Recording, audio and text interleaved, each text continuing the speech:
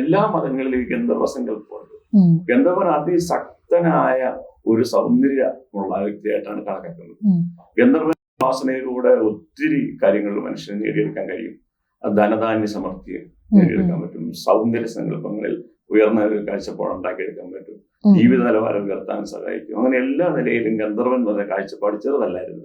ഒരു കാലഘട്ടത്തിൽ ഈ തറവാടുകളിലൊക്കെയുള്ള പെൺകുട്ടികൾ എന്ന് പറയുന്നത് അവർക്ക് നമ്മളെ ഇന്നത്തെ കണക്ക് ചാറ്റ് ചെയ്യാനോ പുറത്തു പോയി പുരുഷന്മാരെ ധാരാളമായിട്ട് കാണാനുള്ള സാധ്യതയൊന്നുമില്ല. അല്ലെ പുരുഷന്മാരുടെ ഇടപെടാനുള്ള സ്വാതന്ത്ര്യം പോലും ഇല്ല. അവർ 4 കെട്ടിനുള്ളിൽ തളച്ചിട്ട് ഒരവസ്ഥയിലായിരുന്നു അവരുടെയൊക്കെ ജീവിതം. അവർക്ക് പ്രണയിക്കണമെങ്കിൽ പ്രണയ സങ്കല്പങ്ങളെ സാക്ഷാത്കരിക്കാൻ ഒരാളെ കണ്ടെത്താൻ പോലും അവർക്ക് പറ്റത്തില്ല. പിന്നെ അവരുടെ സങ്കല്പങ്ങളിൽ അവർ കണ്ടിരുന്നത് മുത്തശ്ശി കഥകളിൽ നിറഞ്ഞു നിന്ന ഈ ഗന്ധർവനെയായിരുന്നു.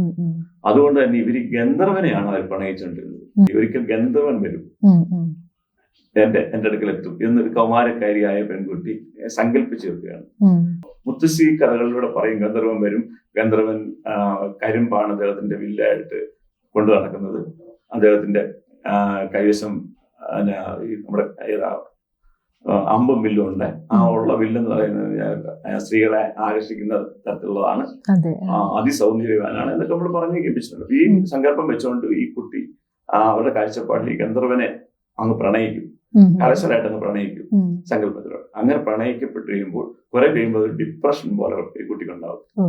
അങ്ങനെ ഉണ്ടായിട്ട് ഈ ബാധ കയറുക എന്നൊക്കെ പറഞ്ഞുള്ള അവസ്ഥയിലൊക്കെ ചില കുട്ടികളെത്തും. കാര്യം ഇവർക്ക് അവരുടെ മനസ്സിൽ അടിച്ചൊതുക്കി വെച്ചിരിക്കുന്ന ഈ പ്രണയം പുറത്തു വരാൻ മാർഗമില്ല.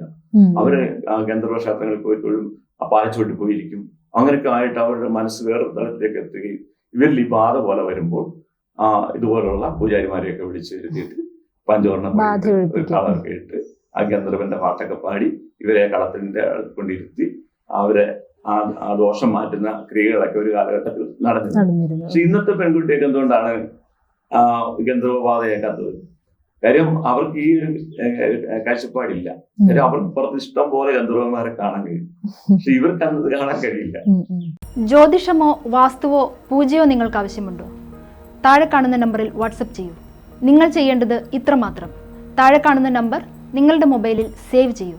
അതിനുശേഷം ഞങ്ങളുടെ നമ്പറിലേക്ക് വാട്സപ്പിലേക്ക് ഹായ് അയയ്ക്കൂ. ജ്യോതിഷ സംബന്ധമായ എല്ലാ ആവശ്യങ്ങൾക്കും ABC മലയാളം നിങ്ങളോടൊപ്പമുണ്ട്. സമ്പൂർണ്ണ ജാതകം, സാധാരണ ജാതകമല്ല, സമ്പൂർണ്ണ ജാതകം. 75 പേജുകളടങ്ങിയ സമ്പൂർണ്ണ ജാതകം 250 രൂപയ്ക്ക് നിങ്ങളുടെ കൈകളിലേക്ക്. അതിനായി നിങ്ങൾ ചെയ്യേണ്ടത് ഇത്രമാത്രം: താഴെ കാണുന്ന നമ്പറിൽ ബന്ധപ്പെടുക. ജ്യോതിഷവുമായി ബന്ധപ്പെട്ട എല്ലാ വിശേഷങ്ങളും നിങ്ങളിലേക്കെത്താൻ ABC ജ്യോതിഷം സബ്സ്ക്രൈബ് ചെയ്യുക.